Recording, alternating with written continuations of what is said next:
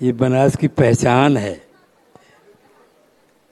और अब मैं आपको ले चल रहा हूँ एक ऐसे व्यक्तित्व से मिला रहा हूँ जिसकी अपनी पहचान है, अलग पहचान है। मिथिला की धरती, देसिल बैना, क्या मीठी बोली है। जैसी मीठी बोली वैसे मीठे व्यवहार। और मैं माता जी की कृपा से मैं देश विदेश घूम आया। जो आतिथ्य मिथिला में हुआ वो कहीं नहीं हुआ, कहीं नहीं मिला। आज भी वहाँ पर अतिथि देवो भव को अगर देखना चाहते हैं तो एक बार उसी भाव से मिथिला जाइए। उसी मिथिला की धरती से आए हुए डॉक्टर बुद्धिनाथ मिश्र किसी परिचय के मोहताज नहीं है। यहाँ पढ़ाई की, यहाँ से नौकरी शुरू की, आज अखबार में है, फिर बैंक में गए, फिर कॉपर इंडिया में गए, फिर ONGC में मुख्य राजभाषा प्रबंधक होकर के सेवानिवृत्त हुए। ऐसे मधुर गीतकार, इतने बड़े गीतकार, कम से कम 10-15 देशों की यात्रा तो कर ही ले चुके हैं। और देश में कभी खाली नहीं रहते।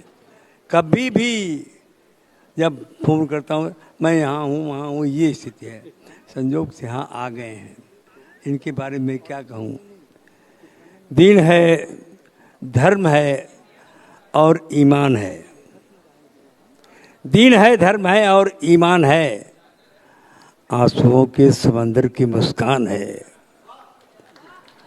और कुछ पास मेरे भले हो न हो, और कुछ पास मेरे भले न हो न हो, मेरी कविता कला मेरी पहचान है।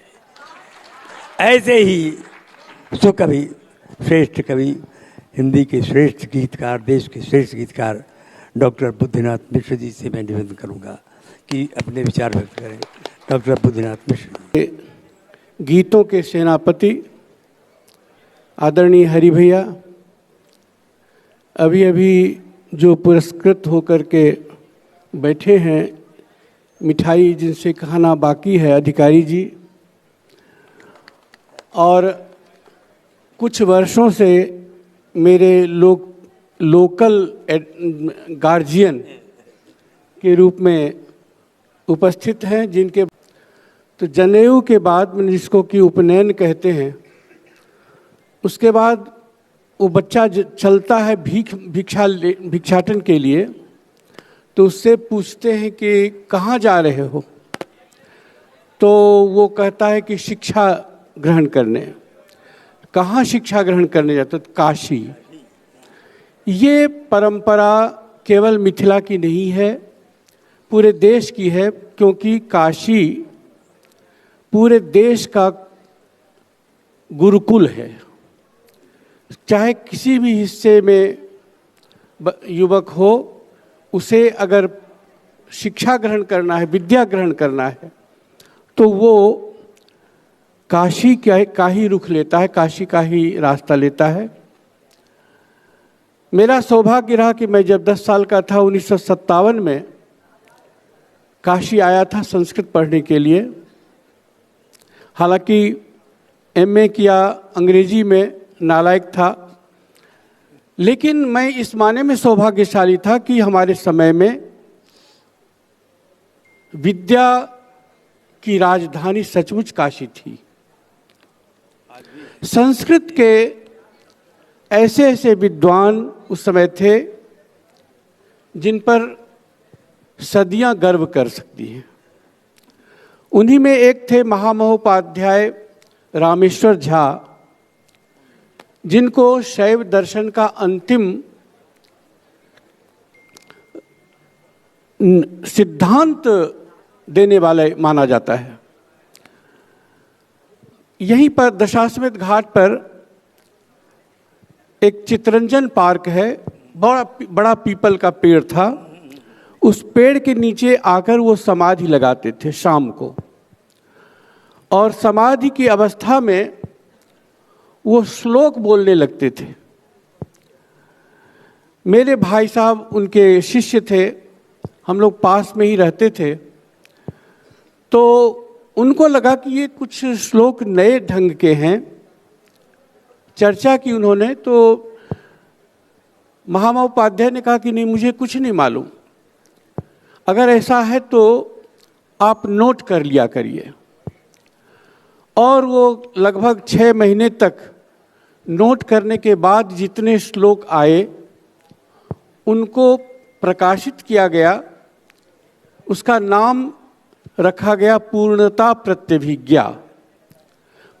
प्रत्यभिज्ञा कहते हैं कोई चीज जिसको हमने कभी देखा था लेकिन भूल गए हैं, लेकिन उस पेड़ को देख करके फिर हमें उस समय की यादें आ जाएं, इसको प्रत्यभिज्ञा कहते हैं।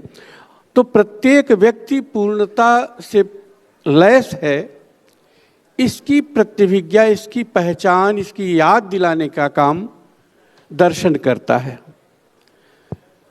उसी समय हिंदी में एक से एक रचनाकार हुए, विद्वान हुए। बनारस की एक विशेषता ये है कि वो रॉ मटेरियल तैयार नहीं करता है, रॉ मटेरियल को परिपक्व करता है, वो प्रोडक्शन को। जैसे मान लीजिए कि पान है, बनारसी पान सभी जानते हैं, सभी सारे विश्व में चर्चित है, लेकिन बनारसी पान कहाँ से आता है? तो गया की तरफ से। इसे हम लोग उसको इसीलिए मगही पान कहते हैं।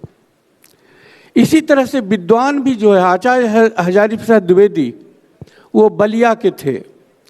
यहाँ पर जितने भी आसपास के दूर से दराज से जो भी आए विद्वान, वो बनारस के विद्वान के रूप में ही जाने गए। आचार्य सीताराम चतुर्वेदी हों, आचार्य विश्वनाथ प्रसाद मिश्र हों, रचनाकार विद्यानिवास मिश्र तो थे ही।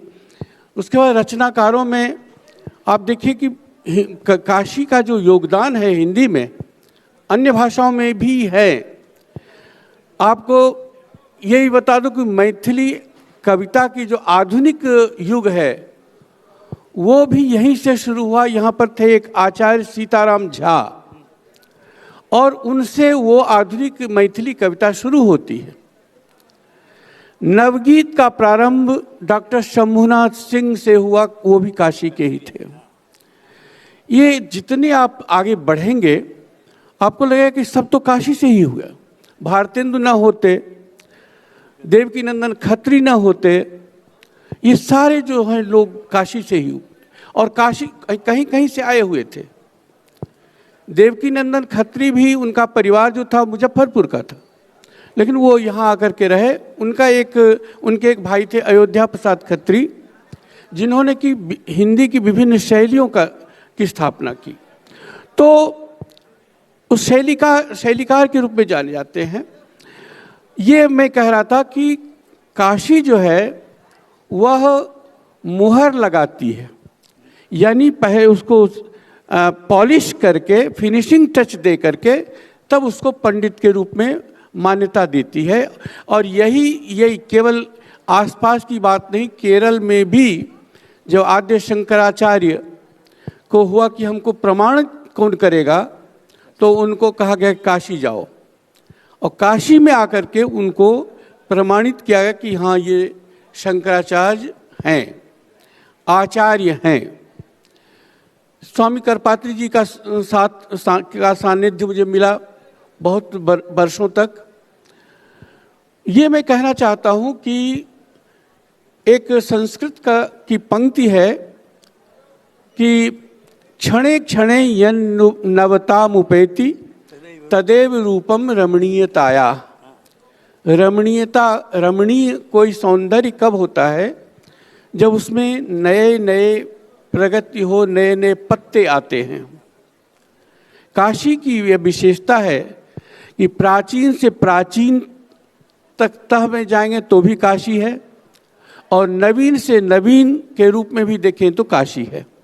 आज काशी जिस रूप में हमारे समक्ष है, आज से 70 साल पहले वो रूप नहीं था, बहुत अंतर आया है। और यही विशेषता है कि ये खींच लेती है व्यक्ति को। कहाँ गुजरात में एक व्यक्ति था मुख्यमंत्री, और बुला लिया कि तुम्हारी जगह वो नहीं है, तुम यहाँ आओ और देश को चलाओ। और हमने देखा कि कैसे इतिहास ने बदला है। यहाँ पर पूरा भारत का इतिहास बदल गया, काशी की में ये क्षमता है। मैं एक बात और कहना चाह रहा हूँ कि काशी की जो पहचान, मुख्य पहचान है, वह